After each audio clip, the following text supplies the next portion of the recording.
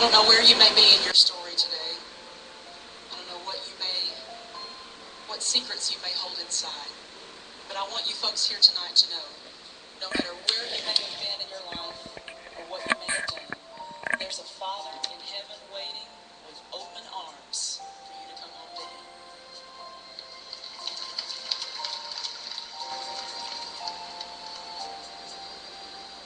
Who here among us has not been broken? Who here among us is without guilt or pain? So oft abandoned by our transgressions. If such a thing as grace exists, then grace was made for lives like this.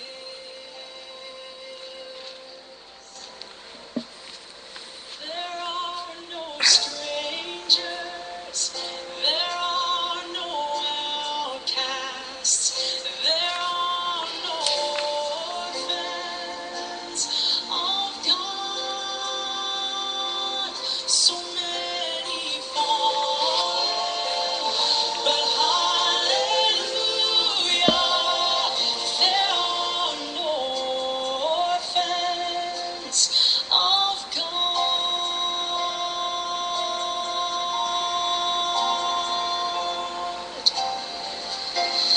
Come ye unwanted and find affection. Come all ye weary, come and lay down your head. Come ye unworthy, you are my brother. If such a thing as grace exists, then grace was made for lives like this. There are no strangers, there are no outcasts, there are no orphans of God. So many fallen, but hallelujah, there are no orphans of God. Oh, blessed Father, look down upon us. We are your children. We need your love. We bow before your throne of mercy and seek your face to rise above. There are no strangers, there are no outcasts, there are no orphans of God. So many fallen, but hallelujah,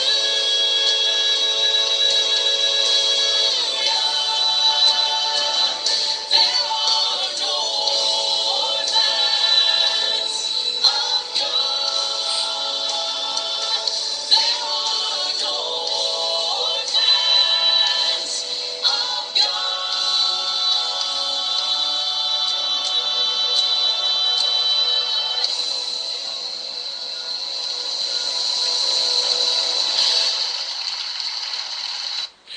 Good evening. Welcome to Empty Cross Ministries Daily Devotional. This evening we're going to be looking at Genesis chapter 15, verses 1 through 21. The word of the Lord came to Abram in a vision. Do not be afraid, Abram. I am your shield, your very great reward. But Abram said, O sovereign Lord, what can you give me, since I remain childless, and the one who will inherit my estate is Eleazar of Damascus? And Abram said, You have given me no children, so a servant in my household will be my heir. Then the word of the Lord came to him, This man will not be your heir, but a son coming from your own body will be your heir. He took him outside and said, Look up at the heavens and count the stars, if indeed you can count them. Then he said to him, So shall your offspring be. Abram believed the Lord, and he credited it to him as righteousness. He also said to him, I am the Lord, who brought you out of Ur of the Chaldeans, to give you this land, to take possession of it. But Abram said, O sovereign Lord, how can I know that I will gain possession of it? So the Lord said to him, Bring me a heifer, a goat, and a ram, each 3 years old, along with a dove and a young pigeon.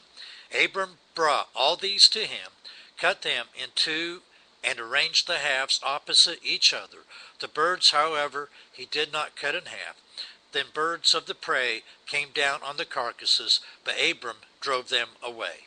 As the sun was setting, Abram fell into a deep sleep, and a thick and dreadful darkness came over him. Then the Lord said to him, Know for certain that your descendants will be strangers in a country not their own, and they will be enslaved and mistreated 400 years. But I will punish the nation they serve as slaves, and afterward they will come out with great possessions. You, however, will go to your fathers in peace and be buried at a good old age. In the 4th generation your descendants will come back here, for the sin of the Amorites has not yet reached its full measure.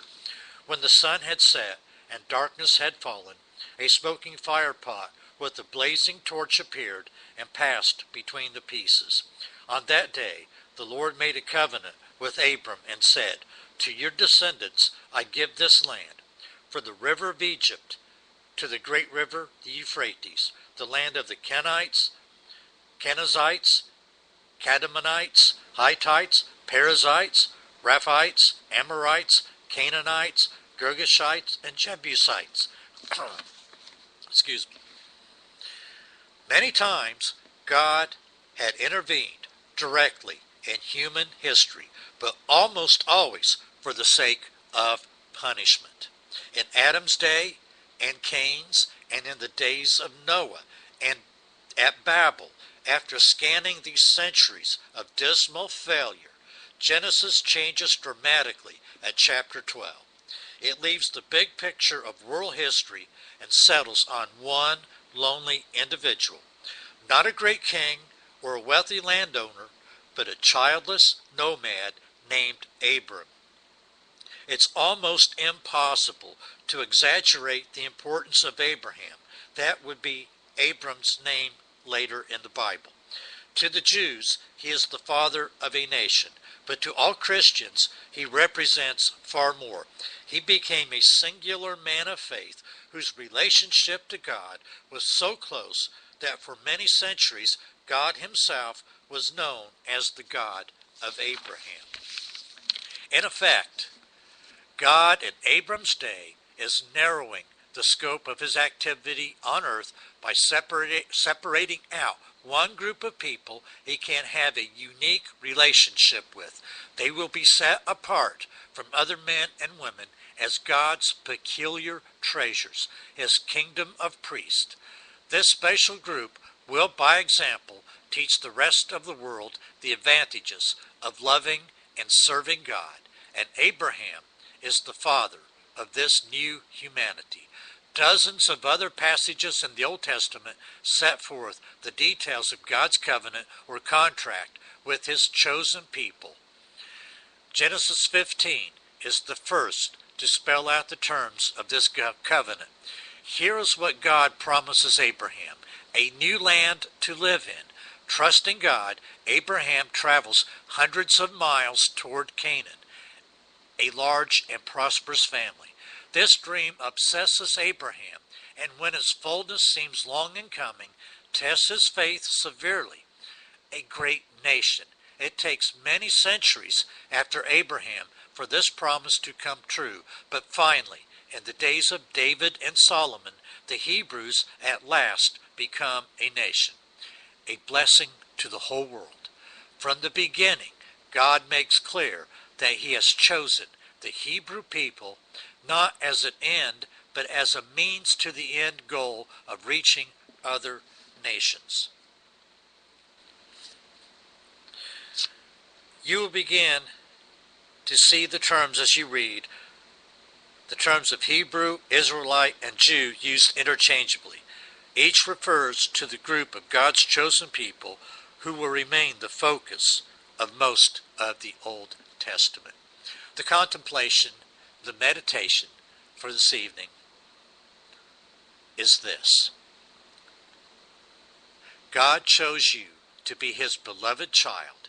Is it hard for you to envision him loving you this way?